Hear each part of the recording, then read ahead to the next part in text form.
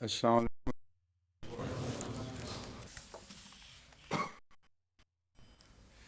یہود اور مسلمانوں میں فرق، خلیفۃ المسیح ثانی رضی اللہ تعالیٰ عنہ کا ایک مضمون تھا جس کا بہت سا حصہ میں کل ویسے ہی بیان کر چکا ہوں۔ پر آپ کا یہ نوٹ صرف اتنا سنا دیتا ہوں، یہ ترک موالات اور احکام اسلام 1920 کی یہ تقریر ہے، یعنی 1920 سے بھی وہی حالات تھے پیش نظر، وہی حالات تھے جو آج ہمارے سامنے ہیں۔ آپ فرماتے ہیں افسوس کہ آج باوجود کے احکام شرعی کے مسلمان بھی اس غلطی میں مبتلا ہیں۔ بعض لوگ اپنے رشتہ داروں سے کہتے ہیں کہ تم عیسائی ہو جاؤ، تو پرواہ نہیں، اللہ تعالیٰ مسلمانوں کی آنکھیں کھولے۔ یہ سن 20 سے یہ طرز عمل جاری تھی، اور آج یہ اعلان ہوا ہے کہ چلو ہم غیر مسلم ہو جاتے ہیں، کیونکہ ہمارے دروازے سب مشرکوں اور غیر مسلموں کے لیے کھل گئے ہیں، تمہیں نہیں اندر آنے دیں گے۔ اس لیگ میں ہم اندر جائیں گے کیوں جہاں آگے شرک کرنے والے بیٹھے ہوں، خدا کی ہستی کا انکار کرنے والے بیٹھے ہوں، رسول اللہ صلی اللہ علیہ وسلم کی رسالت کا انکار کرنے والے بیٹھے ہوں، آپ کی خاتمیت کا انکار کرنے والے بیٹھے ہوں۔ ہمارا سر پھیرا ہوا ہے جو اس لیگ میں داخل ہوں، اس لیے یہ دروازے بند ہی رکھیں، کیونکہ آپ نے ہمیں باہر رکھنے کے لیے عملاً خود اسلام سے کلیت روگردانی کر لی ہے۔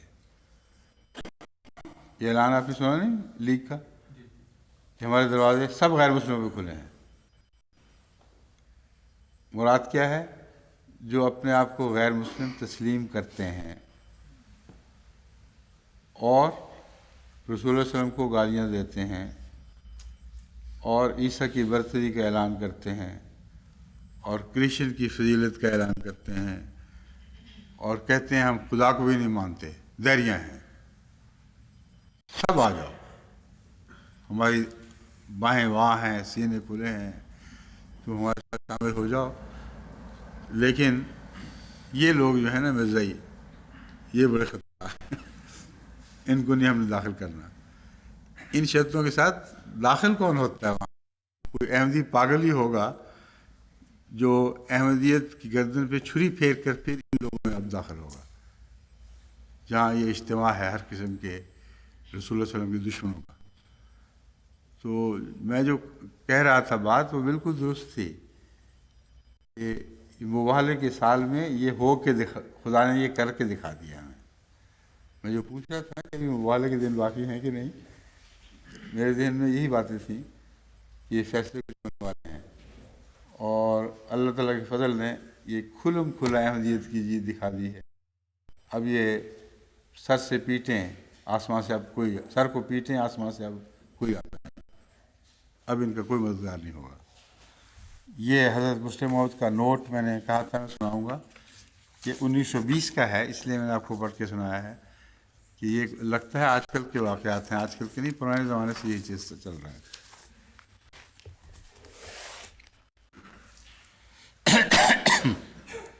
آیت 55 سے آج کا درس شروع ہوگا۔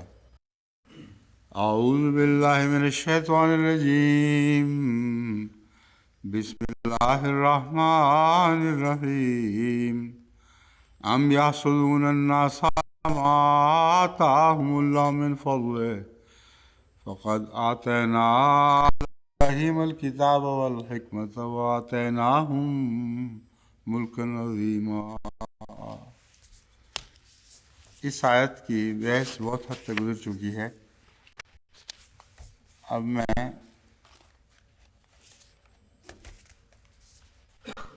یہ ام یاسدون الناسا کی تو بحث کر چکا ہوں پہلے،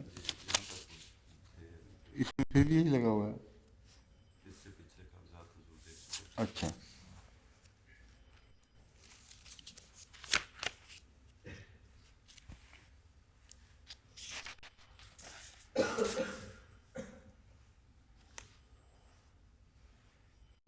یہ جو الناس کی مختلف تشریحات میں آپ کے سامنے کل رکھ چکا ہوں، وہی تشریحات یا ان سے ملتی جلتی ہیں جو تفسیر کبیر رازی میں بھی درج ہیں۔ الناس کے بارے میں وہ کہتے ہیں دو قول ہیں، ایک یہ کہ مراد رسول اللہ صلی اللہ علیہ وآلہ وسلم ہے، اور ایک شخص کے متعلق بعض دفعہ ایک جمعیت کا لفظ استعمال ہوا کرتا ہے۔ یہ پہلے بھی میں بارہا اس کی مثال آپ کے سامنے رکھ چکا ہوں۔ امام رازی نے بھی یہی مثال دی ہے، وہ فرماتے ہیں فلان امت وحدہ ہو، وہ ایک امت ہے اپنی ذات میں، یعنی اس کے اندر امت کا بیج اور امت کا خلاصہ موجود ہے۔ تمام دنیا مٹ جائے تو وہ اکیلا امت کی نمائندگی کرے گا، اور اسی سے پھر امت پیدا ہوگی۔ اس سلسلے میں آپ نے وہی آیت رکھی ہے انا ابراہیم کانا امتاً قانتاً، جس پہ پہلے میں ایک خطبہ بھی دے چکا ہوں کہ ابراہیم اپنی ذات میں ایک فرمانبردار امت تھا، یعنی اس کے گرد و پیش جو لوگ بس رہے تھے ان کی کوئی حیثیت نہیں تھی۔ ابراہیم تھا تو اس امت کے پنپنے کے سامان موجود جو ابراہیم کی ذات میں داخل تھی، اور ابراہیمی سے وہ امت پنپی ہے۔ بس یہ ہے الناس کا ایک معنی جو ان آیات کے حوالے سے دیا ہے، جو میں اپنی گزشتہ درس میں ان آیات کا حوالہ نہ دے سکا تھا۔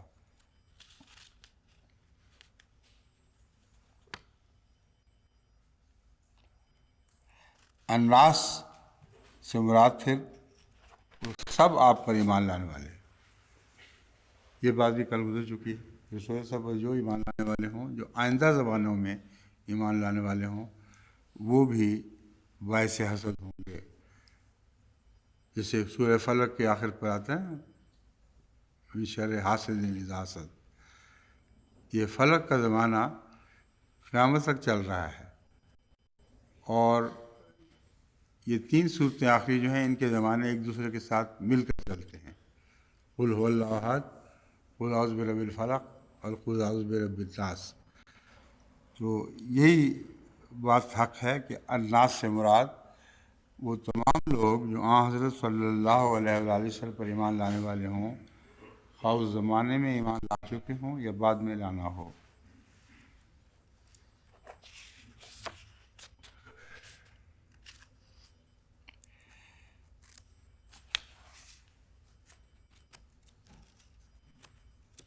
بعضوں نے الناس سے عرب مراد لیے ہیں، یہ غلط ہے بالکل۔ روح المعانی میں آلوسی نے یہ لکھا ہے کہ ایک رائے یہ ہے کہ الناس سے وہ تمام سیاہ و سرخ مراد ہیں جن کی طرف حضرت صلی اللہ علیہ وآلہ وسلم مبعوث فرمائے گئے۔ یہ درست بات ہے، یہی بات میں پہلے بیان کر چکا ہوں۔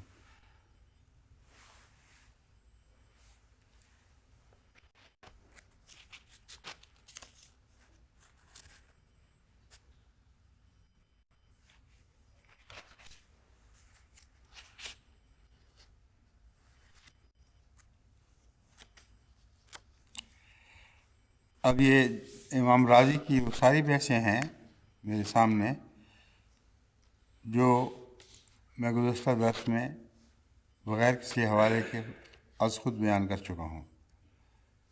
ملک عظیم کیا ہے، آل ابراہیم کا اس بحث سے کیا تعلق ہے، جن کو اللہ تعالیٰ نے کتاب عطا فرمائی تھی اور حکمت عطا فرمائی تھی۔ بورڈ پہ مرتب کردہ نوٹ جو اس وقت میرے سامنے ہیں، اس میں ایک بات ایسی اٹھائی ہے جو میرے نزدیک محل نظر ہے۔ اس قدر بخیل ہیں کہ باوجود اس کے کہ ان کے پاس کچھ نہیں پھر بھی مر رہے ہیں اور بخل سے کام لے رہے ہیں۔ اگر انہیں کچھ مل جائے تو معلوم نہیں کیا غضب ڈھائیں۔ یہ رشید رضا کا استدلال ہے جو بورڈ نے اختیار کیا ہے کہ کیسا اچھا یہ استنباط ہے، جس کے ساتھ یہ بھی لکھا ہوا ہے کہ یہود کو کبھی بادشاہت نہیں ملنی چاہیے. اگر ان کو بادشاہت مل گئی تو یہ کسی کو بھی کچھ دینے کے نہیں. یہ بادشاہت تو پہلے مل چکی ہے. حضرت داؤد کے والد ابراہیم کے وارث کہلانے والوں نے اس بخل کا اظہار کر دیا جو رسول اللہ صلی اللہ علیہ وسلم کے زمانے میں ان سے ظاہر ہو چکا ہے. اس لیے یہ کہنا کہ ان کے پاس کچھ بھی نہیں اور ہو جائے تو پھر کیا کریں گے، ہو یا نہ ہو، یہ ان کی طبی حالت ہے. کسی کو نقیر تک دینے کے روادار نہیں ہیں، سوائے اس کے کہ کچھ مخفی مصالحے اس کے پیش نظر ہوں گے.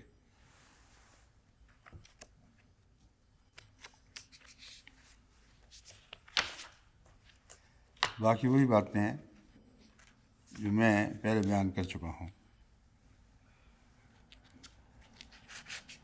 کل کی جو تفسیر تھی اس میں ایک اہم بات رہ گئی تھی جو ابھی نوٹس کو دیکھ کے مجھے یاد آ رہی ہے. بعض لوگوں کا یہ مسلک کہ حضرت ابراہیم کی فضیلتیں ورثے میں حضرت رسول اللہ صلی اللہ علیہ وسلم نے پائیں، اور حضرت رسول اللہ صلی اللہ علیہ وسلم کی فضیلتیں ورثے میں وہ لوگ جو آپ کے خون سے آگے جاری ہوں گے ان کو ملیں گی، آپ کی صلب سے پیدا ہونے والے. ان سب باتوں کا رد ان آیات کریمہ میں موجود ہے. حضرت رسول اللہ صلی اللہ علیہ وسلم اسماعیل کی اولاد تنہا اولاد نہیں تھے. حضرت رسول اللہ صلی اللہ علیہ وسلم کے علاوہ سارا عرب اور مشرکین بھی اسماعیلی کی اولاد تھے، سوائے چند قبائل کے. قریش تو لازماً حضرت اسماعیل کی اولاد تھے. تو اگر اولاد ورثہ پاتی ہے تو سب کو پانا چاہیے، اور اس ورثے سے ان کو محروم نہیں کیا جا سکتا.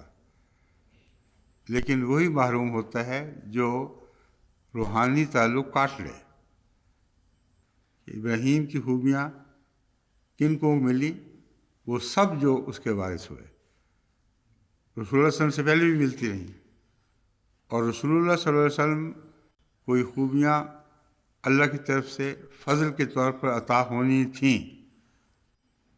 ابراہیم کی نسل سے نہ ہوتا تب بھی عطا ہوتی. یہ اللہ کا احسان ہے ابراہیم پر، اس کی نسل سے یہ پیدا ہوئے.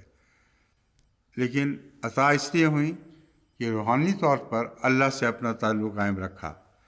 بس وہ سارے قریش ابراہیم ہی کی نسل تھے، اور ان میں سے جس نے بھی روحانی طور پر اپنا تعلق خدا سے قائم رکھا وہ وارث حق ہیں، یعنی یقینی وارث ہیں. ان کی وراثت سے ان کو الگ نہیں کیا جا سکتا. اس کے بعد میرا خیال مزید تو کوئی بات نہیں رہتی.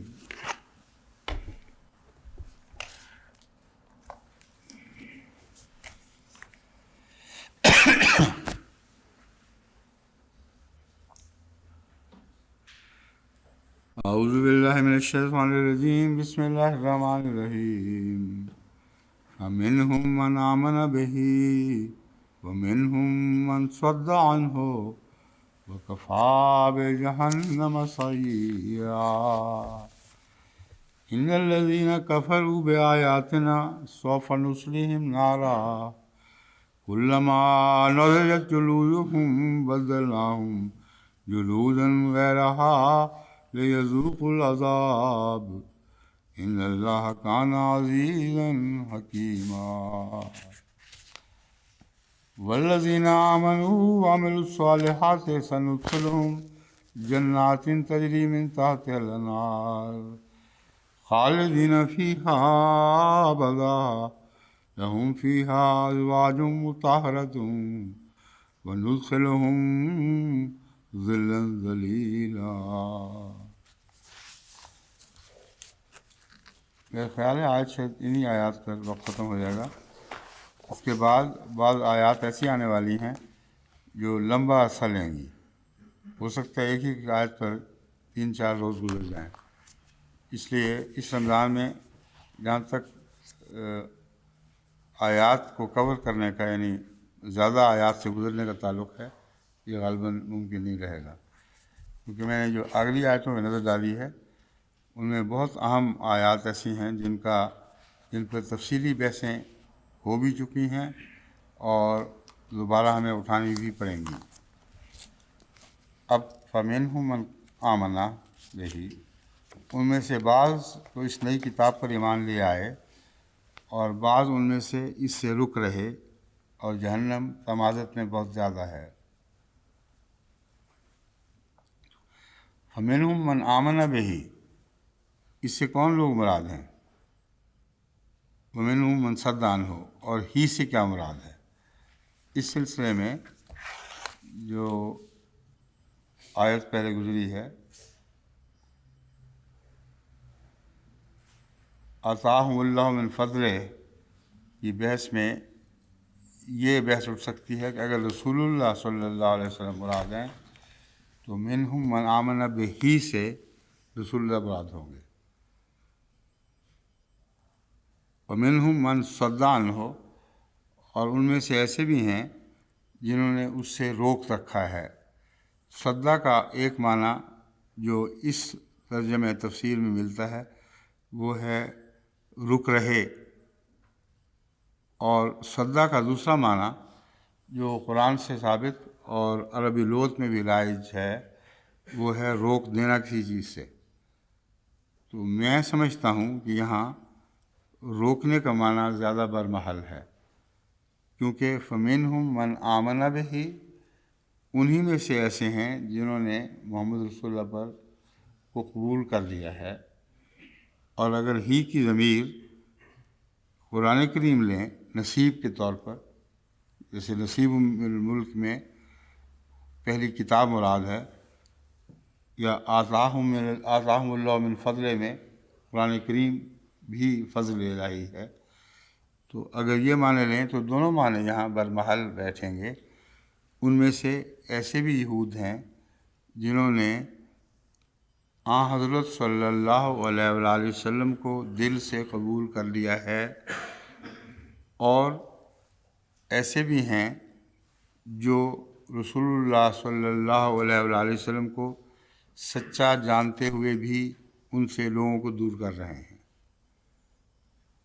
اور جنہوں نے قرآن کو دل سے قبول کر لیا ہے اور قرآن کو سچا جانتے ہوئے بھی لوگوں کو اس سے پرے ہٹا رہے ہیں۔ وَكَفَىٰ بِجَهَنَّمَ سَعِيرًا، اور ان لوگوں کے لیے جہنم کی آگ کافی ہے، یعنی سعیر کے لحاظ سے، سعیر کہتے ہیں تمازت اور بھڑکن، ایک شدید سوزش کے ساتھ جو چیز بھڑک رہی ہو اس کو سعیر کہتے ہیں۔ تو کفا بجہنم سعیرا، جہنم ایک بھڑکنے والی تمازت کے طور پر ان کے لیے کافی ہے، جو بعین ہی حسد سے پیدا ہونے والی آگ کی مشابہ ہے۔ جس حسد کی آگ کا پہلے گزرا ہے ذکر گزرا ہے، وہی ہے جو سعیر بن کر ان کو جہنم اپنے اندر جھونکنے والی ہے۔ اب صد عنہ کہ لغت کے ترجمے میں آپ کے سامنے رکھتا ہوں، لغت کے بیانات۔ سب سے پہلے المفردات، الصدود اور الصد، کبھی اس کے معنی کسی چیز سے ہٹنا یا رکنا ہوتا ہے، جیسا کہ یصدون عنک صدودا، وہ تجھ سے زبردستی پیچھے ہٹتے ہیں، کشاں کشاں تیری کشش ان کو اپنی طرف لیے چلی جاتی ہے، مگر وہ بریکیں لگاتے ہیں، جس طرح رسہ کشی میں ایک وقت ایسا آتا ہے کہ سارے کہتے ہیں رکو رکو رکو، تو دوسری طاقتور پارٹی اپنی طرف کھینچی چلی جاتی ہے۔ یہ نقشہ امام راضی کھینچتے ہیں، کبھی کسی چیز سے ہٹنا یا رکنا مراد ہوتا ہے، جیسے فرمایا یصدون عنک صدودا، بہت کوشش کر کے زور مار کے تجھ سے دور رہنا چاہتے ہیں، مگر تو ان کو کھینچ لے جائے گا۔ دوسرا فرماتے ہیں کہ کبھی ہٹانا اور روکنا بھی اس سے مراد ہوتا ہے، جیسا کہ فرمایا وَزَيَّنَ لَهُمُ الشَّيْطَانُ أَعْمَالَهُمْ فَصَدَّهُمْ عَنِ السَّبِيلِ شیطان نے ان کے اعمال کو ان کے لیے خوبصورت کر کے دکھایا، وَصَدَّهُمْ عَنِ السَّبِيلِ، اور شیطان نے ان کو رستے سے روک دیا۔ تو روکا تو پہلے ہی ہوا ہے وہ خود، یہاں روکنے کے سوا اور معنی بنتے نہیں۔ بس امام راغب نے بہت اچھی مثال پیش کی ہے۔ پھر فرماتے ہیں یہ بھی کہا جاتا ہے کہ صدّ یصد صدوراً وصد یصد صدًا۔ الصد پہاڑ کا وہ حصہ جو رستے میں روک بن جائے۔ بس روکنے کے معنوں میں یہ بھی ہے کہ جس طرح ایک پہاڑ کی طرح روک حائل ہو جاتی ہے اور انسان کو رستہ بدلنا پڑتا ہے، آگے نہیں بڑھ سکتا، اس طرح یہ پہاڑ بن کر تیری راہ میں حائل ہو جاتے ہیں اور لوگوں کو آگے بڑھنے سے روک دیتے ہیں۔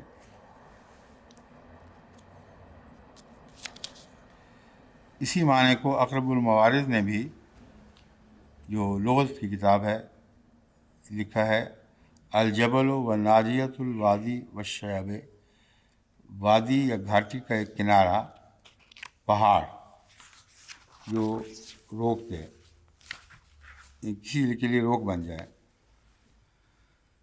سعیرہ کا عام لفظ ہے جو میں پہلے ترجمہ کر چکا ہوں۔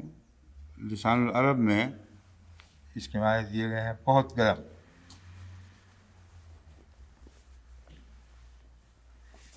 عذاب السعیر معاف کرنا،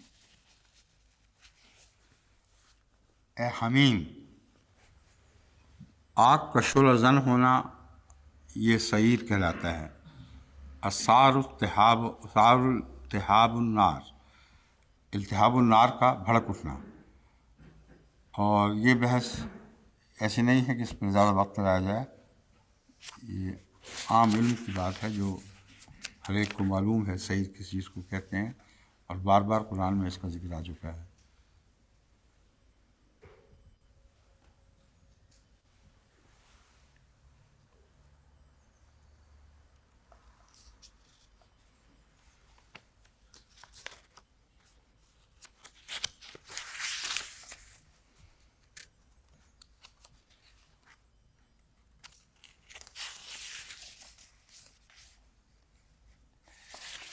یہ ایک تفسیر بحر المحیط سے اقتباس میرے سامنے ہے، اس پر پہلے تفسیر سے میں نے نظر نہیں ڈالی، مگر میں آپ کو بتا دیتا ہوں کہ علامہ ابو حیان الاندلسی اس تفسیر کے مصنف ہیں، اور آپ کا زمانہ 654 تا 745 ہجری ہے۔ یہ اندلس کے رہنے والے تھے۔ پورا نام ابو عبداللہ محمد بن یوسف بن علی ابو حیان، غرناطہ میں پیدا ہوئے اور قاہرہ میں وفات پائی۔ ان کی تفسیر کا نام البحر المحیط ہے۔ شافعی مسلک سے تعلق تھا۔ اب میں دیکھتا ہوں کہ کیوں ان کی تفسیر کو یہاں داخل کیا گیا ہے، وہ کون سی عجوبہ بات یا نئی بات لائے ہیں۔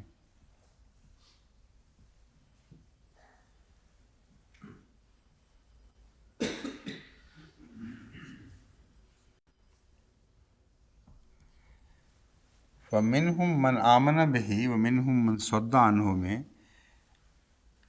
علامہ فرماتے ہیں کہ دراصل اس میں بھی اشارہ یہود کے حضرت ابراہیم علیہ السلام پر ایمان لانے اور اس ایمان کی کیفیت کی طرف ملتا ہے، یہ اشارہ ہے۔ کہتے ہیں آل ابراہیم میں سے کچھ ابراہیم پر ایمان لائے اور کچھ نے انکار کیا، جیسا کہ فرمایا فَمِنْهُمْ مُهْتَدٍ وَكَثِيرٌ مِّنْهُمْ فَاسِقُونَ۔ قرآن کریم فرماتا ہے کہ انہی لوگوں میں سے، یہود میں سے، جن کا دعویٰ ہے ابراہیم پر ایمان لانے کا، ان میں مہتد بھی تھے، یعنی وہ جن کو ہدایت نصیب ہو گئی۔ وَكَثِيرٌ مِّنْهُمْ فَاسِقُونَ، لیکن اکثر ان میں سے فاسق تھے۔ تو منہم من آمنا بہی سے مراد، وہ کہتے ہیں یہ ہو سکتا ہے کہ پہلے یہود بھی سارے کے سارے ابراہیم پر ایمان لانے والے تھے ہی نہیں، کیونکہ قرآن کریم نے ان کی اکثریت کو فاسق بیان فرمایا ہے، اور فاسق کا مطلب ہے جو راہ راست سے ہٹ کر الگ ہو چکے ہوں۔ تو یہ فاسقون ہیں، وہ سارے کے سارے ابراہیم کی کتاب پر ایمان لانے والے ہیں ہی نہیں۔ بس تیرا انکار ایسے لوگوں کے لیے ایک طبی بات ہے جو اس رسول کو بھی نہیں مانتے جس کی طرف خود شوق سے منسوب ہو رہے ہیں، اور اس کا بھی انکار ہی کر بیٹھے ہیں۔ انہوں نے تجھ پر کیسے ایمان لانا تھا؟ یہ ایک تسلی کا فقرہ ہے گویا کہ کیا رسول ان کی باتوں کا غم نہ کر، یہ تو جو دعویٰ کرتے ہیں خود اس کو اپنے لیے بھی جھٹلا دیتے ہیں، اس لیے نئے رسول پر ایمان لانا تو بہت دور کی بات ہے۔ یہ نقطہ ہے ان کا جس کی وجہ سے یہ رکھا گیا ہے یہاں۔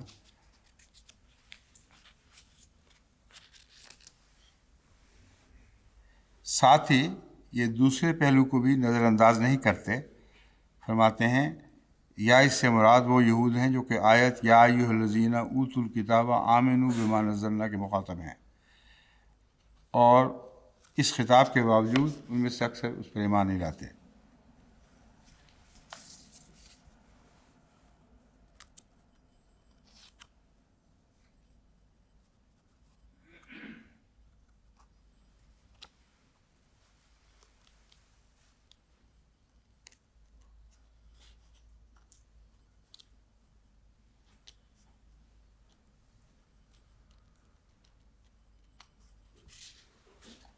باقی باتیں وہی ہیں جو عام پہلے گزر گئی ہیں۔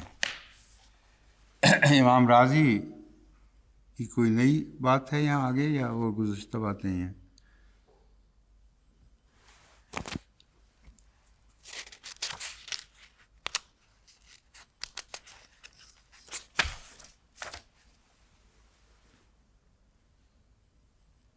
اب میں نے گزشتہ طریق کو اس حد تک بدل دیا ہے کہ ساری تفسیریں پڑھ کے نہیں سناتا، اس سے بہت وقت ضائع ہوتا ہے۔ جو تفسیر میرے نزدیک ٹھیک ہے، ہونی چاہیے، وہ میں آپ کو سنا دیتا ہوں۔ اس کے علاوہ گزشتہ تفاسیر کی چھان بین کر کے ایسی باتیں نکالتا ہوں جو میں نے اپنی تفسیر میں بیان نہیں کی تھیں اور ان ائمہ نے بیان کی ہوئی ہیں۔ اکثر باتیں وہی ہوتی ہیں جو میں بیان کر چکا ہوتا ہوں، لیکن کہیں کہیں بعض ایسے نکات ہیں جن کا علم آپ کو ضروری ہے، کیونکہ درس کے دوران ہم صرف اس مسئلہ کو پیش نہیں کرتے جو ہم نے خود سمجھا ہے، بلکہ ان اچھے نکات کو بھی سامنے رکھتے ہیں جو گزشتہ بزرگوں نے پیش کیے، اور اس سے ان کے لیے دعا کی بھی تحریک ہو جاتی ہے، اور ان کا حق ہے کہ وہ اچھی باتیں جو انہوں نے نکال کے الگ پیش کی ہیں انہی کے نام سے منسوب ہو کر بیان کی جائیں۔ بس یہ وجہ ہے جو مجھے کچھ دیر لگتی ہے تلاش میں۔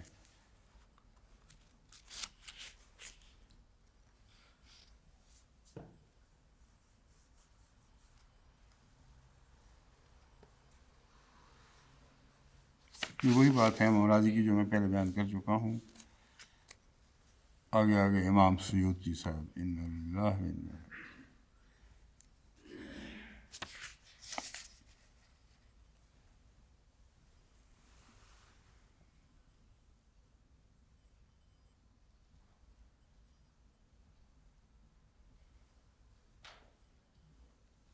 امام سیوطی کی تفسیر بھی سن لیں، کیونکہ بہت ان سے مروب ہمارے اندر موجود ہیں۔ یہ بیان کرتے ہیں کہ ابراہیم خلیل الرحمن نے فصل بوئی اور لوگوں نے بھی فصل بوئی۔ اس سال لوگوں کی فصل تباہ ہو گئی، مگر حضرت ابراہیم کی فصل بچی رہی۔ لوگ ابراہیم کے پاس محتاج اور سائل بن کر آئے۔ اس پر حضرت ابراہیم نے انہیں کہا کہ جو کوئی ایمان لائے گا اس کو میں دوں گا، اور جو انکار کرے گا اسے نہیں دوں گا۔ یہ ابراہیم علیہ السلام کا مرتبہ ان کے نزدیک ہے۔ شرط لگا دی کہ بھوکے لوٹ جاؤ، سارے مر جاؤ فاقوں سے، یہ جو فصل میری بچی ہے میں صرف ان کو دوں گا جو اب مجھ پر ایمان لائیں گے۔ یعنی منافقت کا وہ دروازہ کھول دیا جو پھر آگے کبھی بند نہیں ہوا ہوگا۔ اور جو بھوکے تھے انہوں نے واپس کہاں جانا تھا بھوکے، انہوں نے کہا تھا ایمان لے آئے، ہم ایمان لے آئے، ہم ایمان لے آئے۔ یہ تفسیر ہے علامہ سیوطی کی۔ آگے کیا کہتے ہیں؟ پس ان میں سے جو لوگ ایمان لے آئے ان کو تو حضرت ابراہیم نے فصل میں سے کچھ دے دیا، اور جو ایمان نہ لائے انہوں نے آپ سے نہیں پایا، بس یہ قول اسی بارے میں ہے، فَمِنْهُمْ مَنْ آمَنَ بِهِ إِنَّ لِلَّهِ۔ رسول اللہ صلی اللہ علیہ وسلم کا عظیم مرتبہ بیان ہو رہا ہے، امت محمدیہ کا عظیم مرتبہ بیان ہو رہا ہے، قرآن کریم کا کمال اور رسول اللہ صلی اللہ علیہ وسلم کی فضیلتوں کا کمال، اور ان کو یہ سمجھی ہے کہ یہ وہ واقعہ ایک ہوا تھا کہ ساری آیت اس کے ذکر میں آئی ہے ساری۔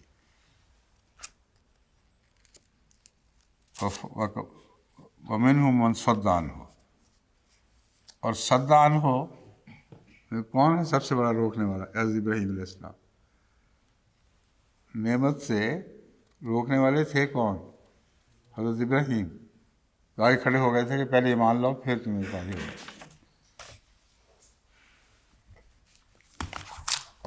اور اب اگلی آیت 57 پڑھ چکا ہوں، اس کو تلاوت کر چکا ہوں اس کی۔ ان الذین کفروا بآیاتنا سوف نصلیہم نارا کلما نضجت جلودہم بدلناہم جلودا غیرہا لیذوقوا العذاب ان اللہ کان عزیزا حکیما۔ جن لوگوں نے ہماری آیات کا انکار کیا ہم انہیں آگ میں ڈالیں گے۔ سوف نصلیہم کا تفسیر صغیر میں ترجمہ ہے ہم جلدی انہیں آگ میں ڈالیں گے۔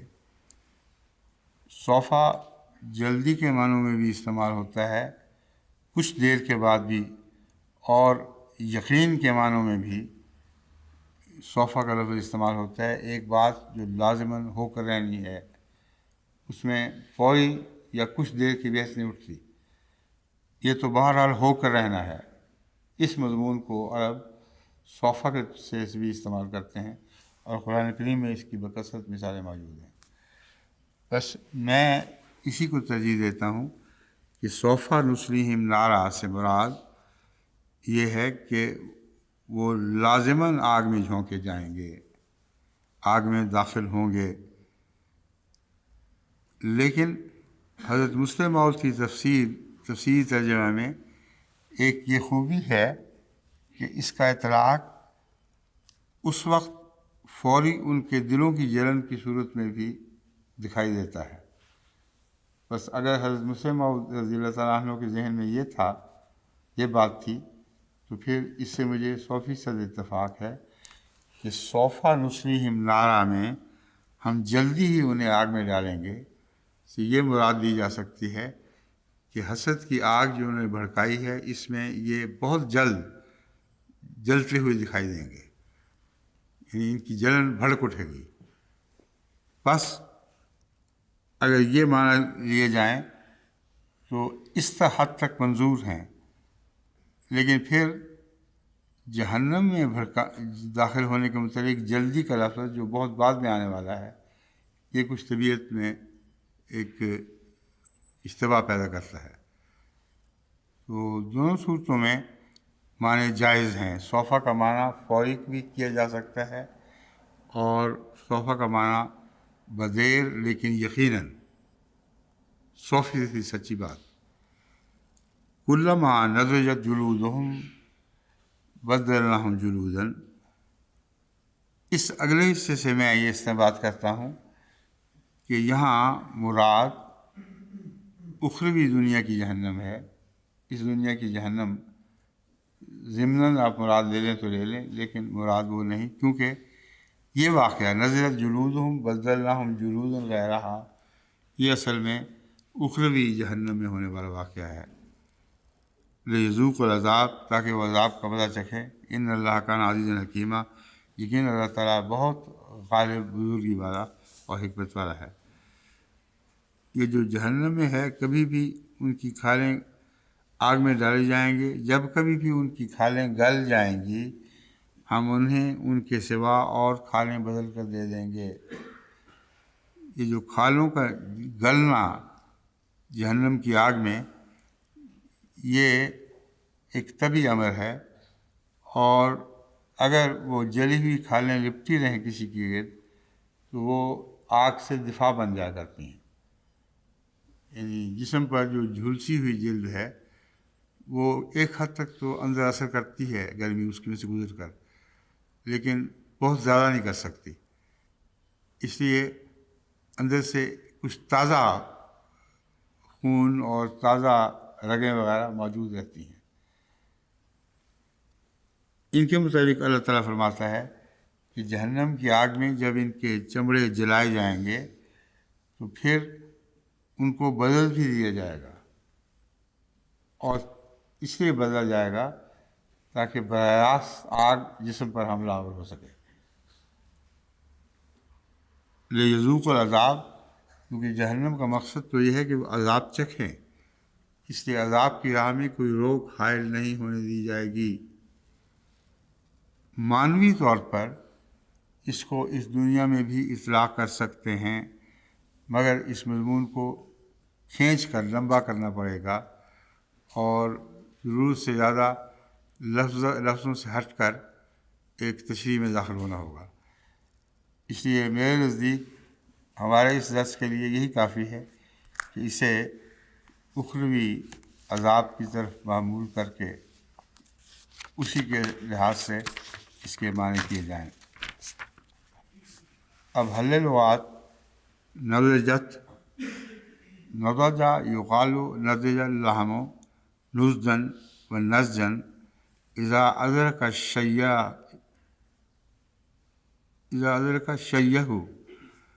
نضج اللحم. یہ ہمارے کچن والے زیادہ اچھی طرح سمجھ سکتے ہیں. فضل صاحب ہیں یا کہیں نہیں؟ لکھتے ہیں اس وقت کہا جاتا ہے جب گوشت اچھی طرح پک جائے اور اس کے بھوننے کی مہک اٹھنے لگے. یہ ہمارے کچن والے خوب جانتے ہیں، اور بعض دفعہ نہیں بھی جانتے. میں ان کو کئی دفعہ سمجھایا ہے کہ جب پلاؤ کا گوشت بھون جائے اور خوشبو دینے لگے اس وقت اس میں چاول ڈالنے کی فکر کیا کریں. اس سے پہلے پانی نہ ملائیں اور چاول نہ ڈالیں، کیونکہ اگر یہ خوشبو نہ اٹھے جس کا اس لغت میں المفردات ذکر کیا ہے، اس وقت تک وہ کچانت کی بو سارے چاولوں پر چھا جاتی ہے. اس لیے فضل صاحب اس کو غور سے، اور کسی کو فائدہ نہ ہو، آپ کو اتنا فائدہ ضرور ہو جائے گا. بھننے کی مہک اٹھنے لگے.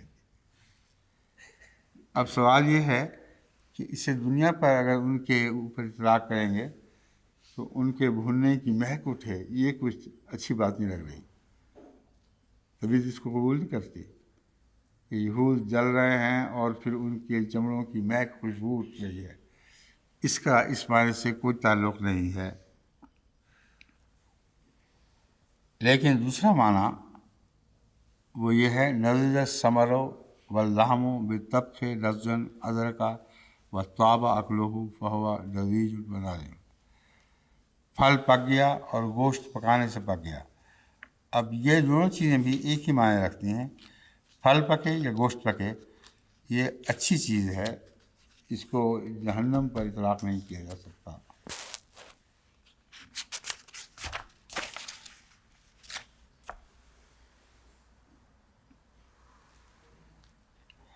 امام راغب عزیز کے تعلق میں بیان فرماتے ہیں، عزیز یعنی طاقتور، جو غالب آئے مگر مغلوب نہ ہو.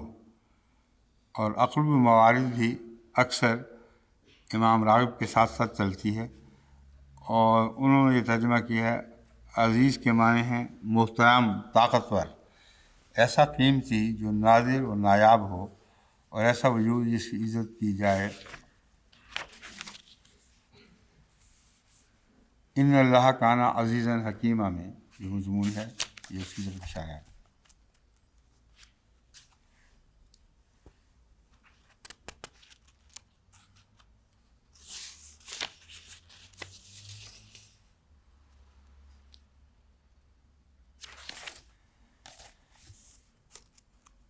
اور عزیز کی بحثیں اٹھائی گئی ہیں جو میں بارہا پہلے بیان کر چکا ہوں، اور اس تفسیر میں اب ان کو دہرانے کی ضرورت نہیں ہے۔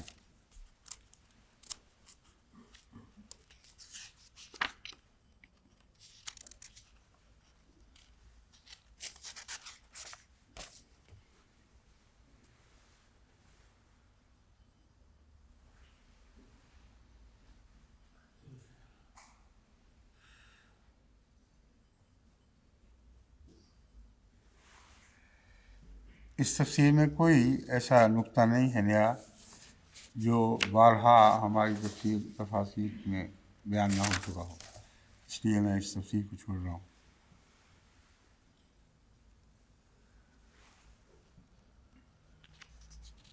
اب آ گئے علامہ ابو الحسن قمی۔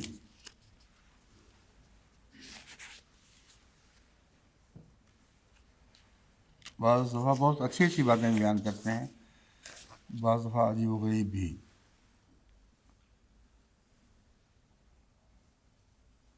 اب امام سیوطی، یہ ذرا دلچسپی پیدا کرنے کے لیے ضروری ہے ہمارے لیے، تاکہ لوگ جو تھک رہے ہوں، نیند آ رہی ہو، وہ ایک دم اٹھ کھڑے ہوں۔ یہ فرماتے ہیں کہ عن ابن عمر قال قال رسول رجل من عند عمر كلما نضجت جلودهم بدلناهم جلود غيرها فقال كعب عندي تفسیر هذه الآیت۔ یہ ساری عربی عبارت چھوڑ کر اب میں ترجمہ پڑھتا ہوں۔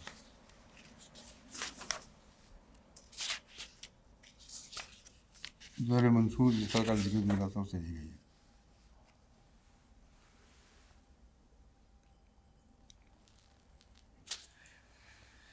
تو امام سیوطی صاحب یہ روایت ابن عمر سے بیان کرتے ہیں۔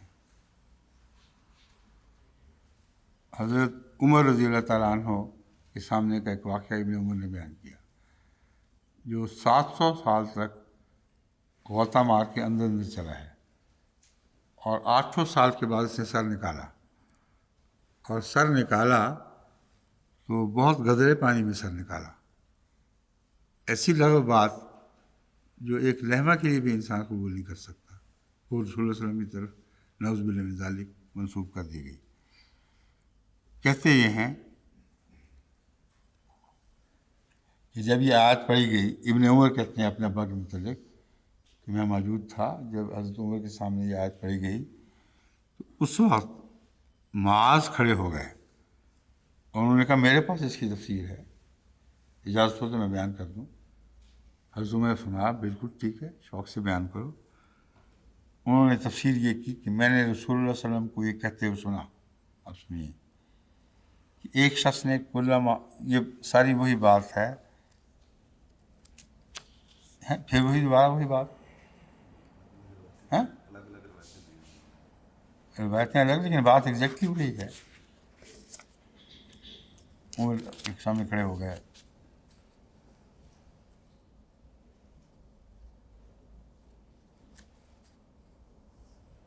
ہاں، بات یہ ہے جو مرکزی نقطہ، کہتے ہیں رسول اللہ صلی اللہ علیہ وسلم حضرت عمر کے سامنے معاذ کھڑے ہوئے اور انہوں نے کہا کہ میں آپ کو تفسیر نہ بتاؤں، مجھے معلوم ہے، کیونکہ میں نے رسول اللہ صلی اللہ علیہ وسلم سے سنا ہے نعوذ باللہ من ذالک کہ جب ان کی جلدیں گل جائیں گی ہم دوسری جلدیں ان کو بدل دیں گے، اور جلدوں کے بدلنے کا عمل 1 گھنٹے میں 120 مرتبہ ہوگا۔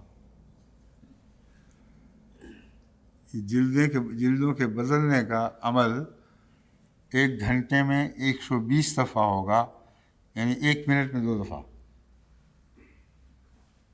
فرمایا میں نے بھی حضور سے ایسے ہی سنا ہے۔ حضرت عمر رضی اللہ تعالیٰ عنہ ادھر کیسا جھوٹ کستے ہیں یہ لوگ، انا للہ و انا، کوئی نام و نشان نہیں اس کا کسی سند میں۔ اور کہتے ہیں حضرت عمر نے جواب میں فرمایا میں نے بھی تو ایسے ہی سنا ہے، میری پہلی پتہ تھی تفسیر کہ ہر گھنٹے میں 120 دفعہ جلدیں بدلی جا رہی ہوئی تھی۔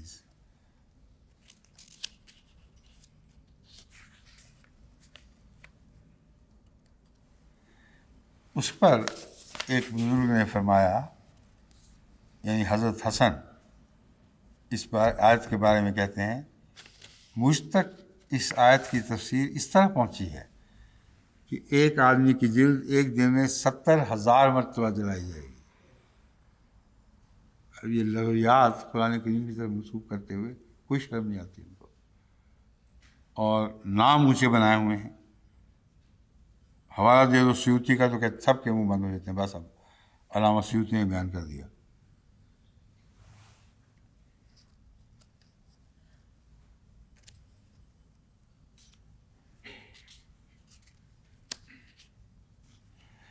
آگے کہتے ہیں حذیفہ بن یمان کہ نعوذ باللہ من ذالک، حضرت رسول اللہ صلی اللہ علیہ وسلم نے مجھے راز کی یہ بات بتائی۔ راز کی بات کسی دوسرے صحابی کو نہیں بتائی، صرف ان کو ایک راز کی بات بتائی ہے، اور یہ راز کی بات سینہ بسینہ چل کے امام سیوطی تک پہنچ گئی۔ وہ راز کی بات پتہ کیا ہے؟ کہتے ہیں راز کی بات بتائی کہ جہنم میں آگ کے بنے ہوئے درندے اور آگ کے بنے ہوئے کتے ہوں گے، اور آگ کے بنے ہوئے آنکڑے ہوں گے، وہ لوہے کے ٹکڑے جن کے آگے وہ لگے ہوتے ہیں کانٹے سے، ان سے کھینچتے ہیں چیز کو، اور آگ کی بنی ہوئی تلواریں ہوں گی، اور ملائکہ کو بھیجا جائے گا جو جہنمیوں کو ان آنکڑوں کے ساتھ ان کے تالوں سے لٹکائیں گے۔ آنکڑے جہاں ڈال کے تو ان کو لٹکا دیں گے اوپر، اور ان تلواروں سے انہیں عضو کاٹیں گے، ایک ایک بند جوڑ ان کا کاٹ دیں گے، اور ان درندوں اور کتوں کے آگے ان کے اعضاء ڈالیں گے، اور وہ ان کے جسم کے ٹکڑے ان کتوں وغیرہ کے درندوں کے جو آگ کے بنائے ہوں گے ان کے آگے ڈال دیں گے۔ وہ جب بھی کوئی عضو کاٹیں گے اس کی جگہ پر نیا عضو نمودار ہو جائے گا، یہ مراد ہے۔ جلدیں جو کاٹی جائیں گی، کہتے ہیں جب بھی وہ عضو کاٹ کے پھینکیں گے تو پہلا عضو تو کتے کھا رہے ہوں گے اور دوسرا اس کی جگہ نکل آئے گا فوراً۔ کہتے ہیں یہ راز کی بات تھی جو نعوذ باللہ من ذالک حضرت صلی اللہ علیہ وسلم نے اس آیت کی تفسیر میں مجھ سے بیان کی ہے۔ اب اس پہ کیا کہے انسان؟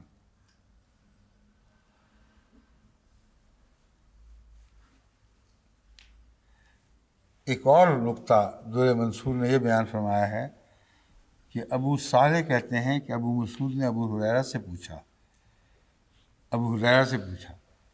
کہ کیا آپ کو معلوم ہے کہ کافر کی جلد کتنی موٹی ہوگی؟ موٹاپا بھی تو پتہ ہونا چاہیے کتنی موٹی ہو جائے گی، تاکہ دیکھیں آگ کہاں تک اثر کرتی ہے اس میں۔ ابو ہریرہ نے کہا نہیں، مجھے تو علم نہیں۔ ابو مسعود نے کہا 42 ہاتھ کے برابر موٹی ہوگی، 42 ہاتھ ایک کے بعد دوسرے رکھتے چلے جاؤ، اتنی موٹی ان کی جلدیں ہوں گی جن کا ذکر چل رہا ہے۔ ابو ہریرہ نے کتنا سچ کہا تھا، نہیں معصوم بولے آدمی ہیں، جو کچھ ان کو یاد ہے کہا، جو نہیں یاد نہیں کہا۔ اور نعوذ باللہ من ذالک ابو مسعود، ان کی روایت 42 ہاتھ کی یہ اب امام سیوطی تک جا پہنچی، اور گزشتہ لوگوں کو اس کا کوئی علم نہیں ہوا، اور جن کو علم ہوا اس کا ذکر امام سیوطی نے کیا ہے تو ہمیں علم ہوا کہ ان کو علم تھا۔ ان کو کوئی علم نہیں تھا سوائے امام سیوطی کے بیان کو اگر سچا مانا جائے تو یہ کہتے ہیں ان کو بھی علم تھا، جو 400 سال پہلے گزر چکے تھے یا 500 سال پہلے، اس زمانے کی کتب میں اشارتاً بھی ان کا علم نہیں ملتا۔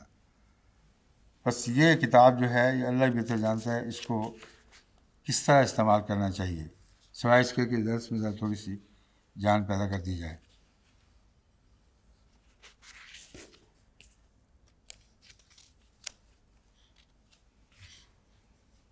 ایک اور حوالہ ہے ہمارا بورڈ کا نظیر کی بحث میں، اس کے بھی سچے غلط ہونے کی گواہی فضل صاحب دیں گے۔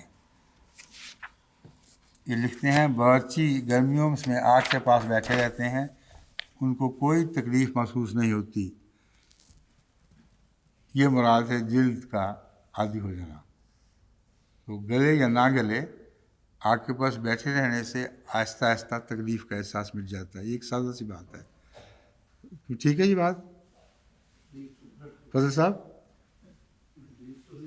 ہیں ہوتی ہے. وہ ٹھیک بات ہے آپ کی. ہاں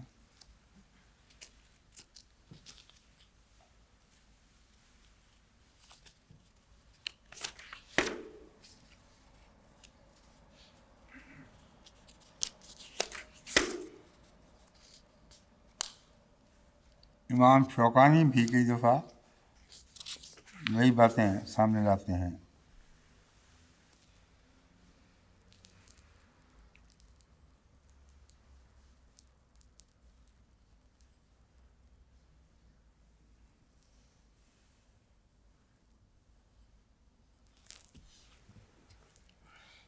علامہ شوکانی کہتے ہیں کہ یہاں جلد سے مراد قمیصیں بھی ہو سکتی ہیں.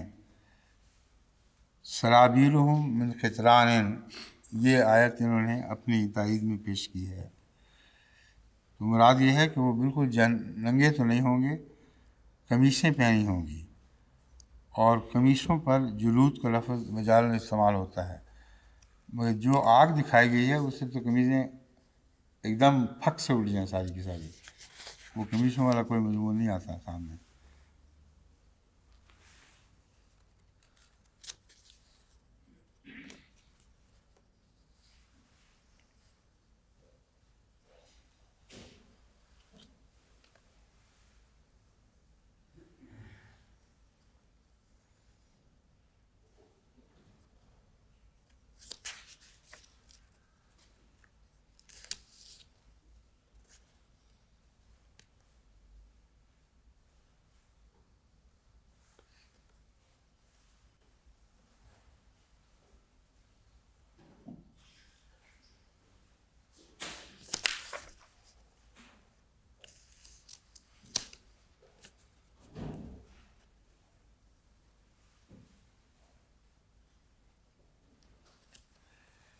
ساری پتے کی بات جس میں اس طبی حقیقت کا خلاصہ بیان ہو گیا ہے حضرت اقدس مسیح موعود کے الفاظ میں یہ ہے: بہشت میں بھی ہر روز ایک تجدد ہوتا رہے گا.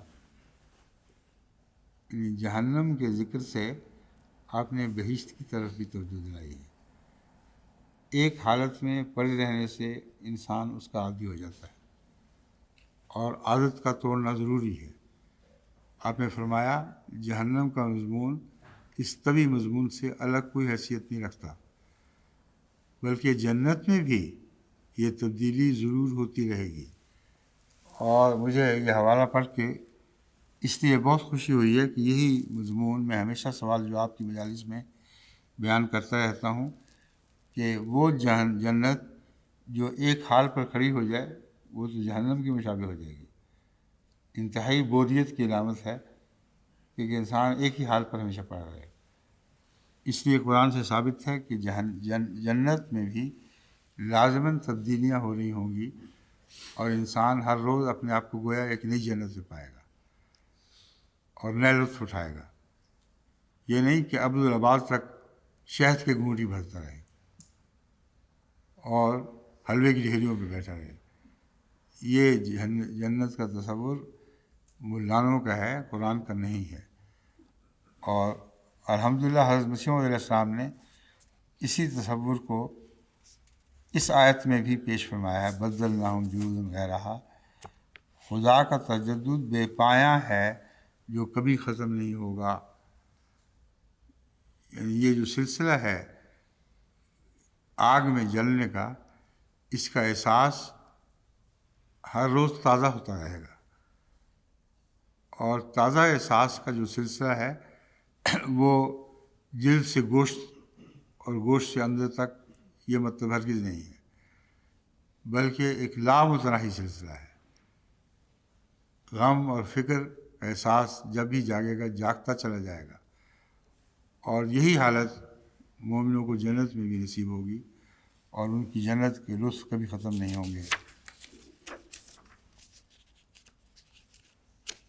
باقی باتوں کی اب اس آخری بات کے بعد ضرورت نہیں رہتی۔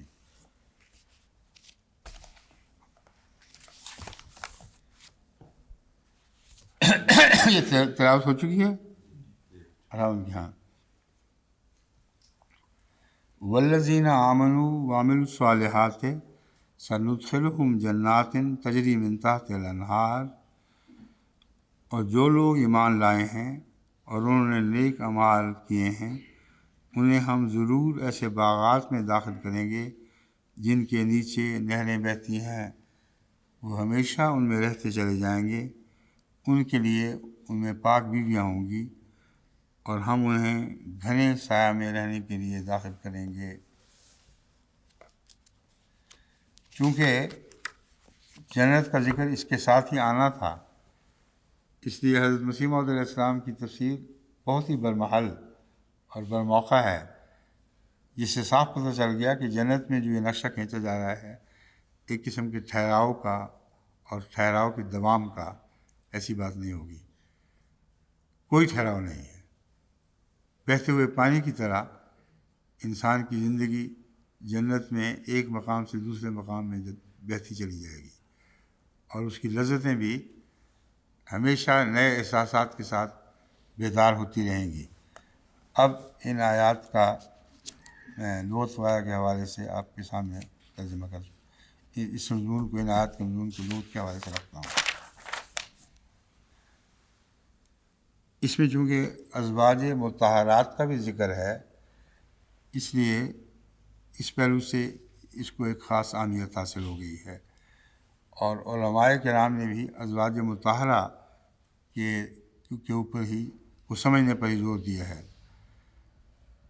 المفردات راغب میں ہے اللہ تعالیٰ کے اس قول لہم فیہا ازواج مطہرۃ کا مطلب یہ ہے کہ ان کو ایسی بیویاں دی جائیں گی جو دنیا کے میل کچیل اور گندگیوں سے پاک ہوں گی، اور یہ بھی کہا جاتا ہے کہ وہ اخلاق سیئہ سے پاک ہوں گی۔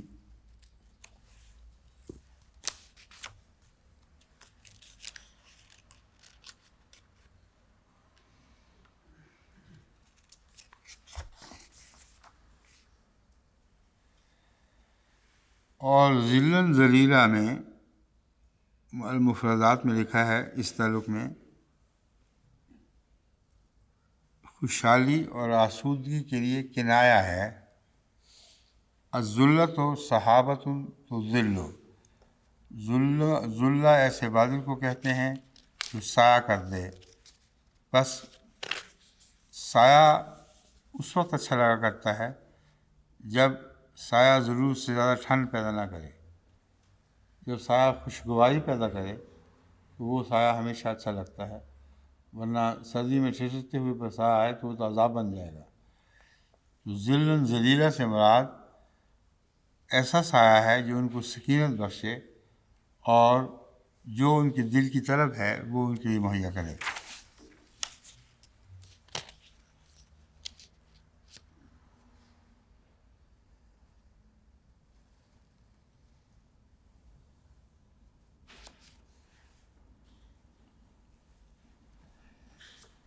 اب ایک حدیث ہے جس کو نہ سمجھنے کے نتیجے میں کہانیاں بن سکتی ہیں اور لفظی ترجمے کی طرف دماغ منتقل ہو سکتا ہے، حالانکہ یہ حدیث بعینہ ہی اسی مضمون کو بیان کر رہی ہے جو حضرت اقدس مسیح موعود علیہ السلام نے بیان فرمایا ہے کہ تبدیلیاں ہو رہی ہوں گی اور نہ ختم ہونے والی تبدیلیاں۔ چنانچہ بخاری کی یہ حدیث ہے، کتاب الرقاق سے لی گئی ہے۔ حضرت صلی اللہ علیہ وسلم نے سے روایت ہے کہ جنت میں ایک ایسا درخت ہے جس کے نیچے برق رفتار گھوڑے کا سوار 100 سال بھی سفر کرتا رہے گا تب بھی اس کو پار نہ کر سکے گا۔ بجلی کی سرعت سے چلنے والا گھوڑا 100 سال بھی چلتا رہے گا اسے پار نہیں کر سکے گا۔ یہ درخت سے مراد کیا ہے؟ واقعات وہاں کوئی اتنا بڑا درخت ہے، اس کے تو کوئی معنی نہیں، ساری جنت ہی جنت ہے، درختوں سے بھری پڑی ہے۔ مراد صرف معنوی ہیں کہ اگر ایک درخت اتنا عظیم سائے والا ہو کہ ایک سوار اس کی ایک طرف سے داخل ہو تو وہ ہمیشہ اس میں سفر کرتا رہے، تو اس درخت کی لذت سے کہیں کبھی بھی محروم نہیں ہوگا، اس درخت کے سائے سے اس کی رفتار اس کو محروم نہیں کرے گی۔ یعنی اس کا چلنا، اس کا ایک حالت سے دوسری حالت میں بدلنا ایک طبعی عمل ہے۔ مومن جنت میں برق رفتاری سے سفر جاری رکھے گا، مگر ان نعمتوں کے سائے سے باہر نہیں نکل سکے گا جن نعمتوں کے سائے اس پہ دراز ہوں گے۔ یہ معنی ہیں اس حدیث کے، اور اس پہلو سے لازماً بخاری کی ہو یا نہ ہو، یہ حضرت صلی اللہ علیہ وآلہ وسلم ہی کا کلام معلوم ہوتا ہے۔